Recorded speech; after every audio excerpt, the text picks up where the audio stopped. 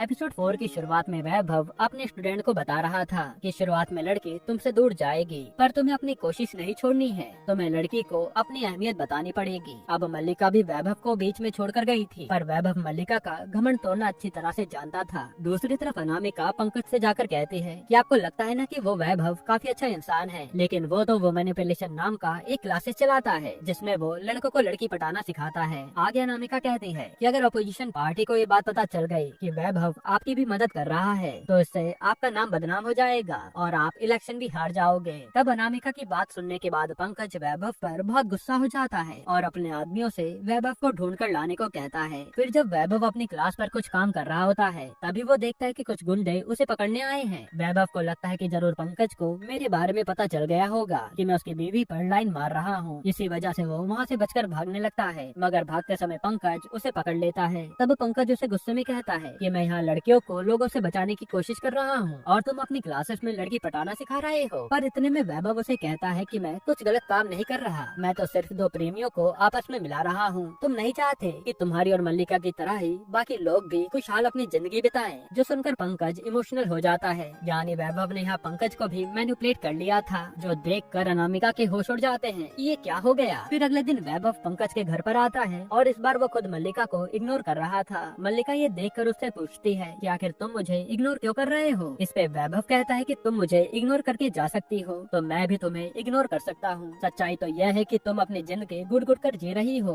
और तुम्हें आजाद रहने का पूरा हक है। तब मल्लिका भी वैभव से अपनी गलती की माफी मांगती है कि मुझे उस दिन ऐसे नहीं जाना चाहिए था। फिर क्लासेस में वैभव सभी को कहता है कि अगर तुम्हारी लड़की के साथ अच्छी दोस्ती हो गई है तो तुम्हें उसके और भी क्लोज जाना होगा। जैसे तुम्हें बातों बातों में लड़की के हाथ को टच करना होगा, इससे तुम दोनों और भी करीब आ जाओगे। साथ ही वैभव इस ट्रिक को मल्लिका पर भी अप्लाई करता है। अब अगले दिन मल्लिका कुछ लिख रही होती है, तभी उसके हाथ में दर्द होने लगता है, जिसे देखकर वैभव उसके हाथ की मसाज करने लगता है। पर उसी समय कमरे में अनामिका आ जाती है और वो ये देखकर समझ जाती है कि वैभव मेरी तरह मल्लिका को भी अपने जाल में फंसा रहा है। फिर क्लासेस में एक स्टूडेंट वैभव से पूछता है कि आखिर हमें ये पता कैसे चलेगा कि लड़की हमारी तरफ अट्रैक्ट हो रही है। इस पे वैभव कहता है कि अगर लड़की बात करते समय तुम्हारी तरफ झुककर बैठी है तो मतलब वो तुम्हारे अंदर इंटरेस्टेड है। साथ ही लड़की तुम्हारी बातों को भी रिपीट करने लगेगी। फिर हम देखते हैं कि मल्लिका वैभव से बात करते समय उसकी तरफ ही झुककर बैठी होती है, यहाँ तक कि वो कई बार वैभव की बातें भी रिपीट करती है। ये सभी देखकर वैभव समझ जाता है कि मल्लिका उसके जाल में फंस रही है। फिर जब रात में वैभव अपना काम करके पंकज के घर से जा रहा होता है तभी घर पर पंकज आ जाता है, जो काफी ज्यादा थक गया था। तब वो वैभव से कहता है कि कुछ दिनों से मल्लिका काफी शांत रहती है और वो अपनी कोई भी बात मुझे नहीं बताती। क्या तुम मुझे मल्लिका को खुश करने का तरीका बता सकते हो। इस पे वैभव उसे कहता है कि पहले मुझे मल्लिका को अच्छे से जानना होगा, इसी के बाद मैं तुम्हें बता सकता हूँ। तब पंकज भी वैभव को मल्लिका के साथ अकेले में टाइम स्पेंड करने की इजाजत दे देता है। यही एपिसोड 4 खत्म होता है।